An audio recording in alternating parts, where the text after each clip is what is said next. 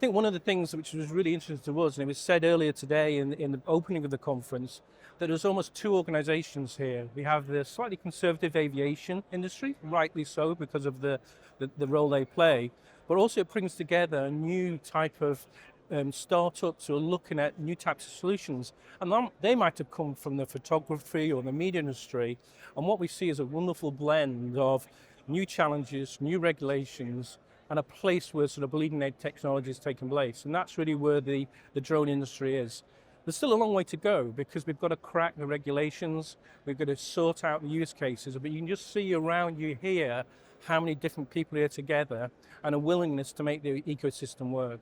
What we try and do is work with clients who either got high ambition or I've got a problem they can't solve other places. And we do that through our expertise in technology innovation in all sorts of industries and across the breadth of technologies. We're all about bringing new capabilities, and we do this on behalf of our clients to make sure we can really help them.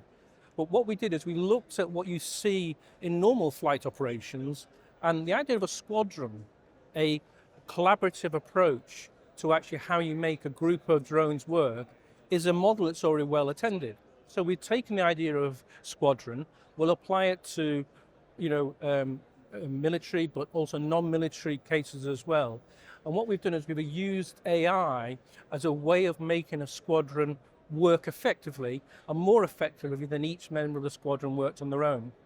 So effectively what we do is we have a mission, and that mission could be something like inspecting a rail infrastructure, or it could be looking at the state of crops in a large field and agricultural setting. And we say the mission is to actually complete that, to do that job in agriculture or in rail inspections.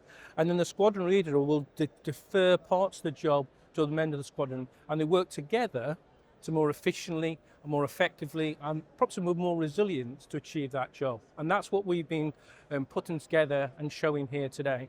For us, just having the conversations here that comes out of us showing a demonstration of the technology of squadrons is key. So it's about opening conversations.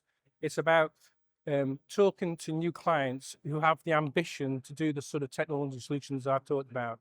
So if somebody sees what we've done here, applying AI, applying reinforcement learning, flying a squadron, and says, actually, if they can do that, then they can probably solve my problem, that's a success, and that's where the kind of story starts.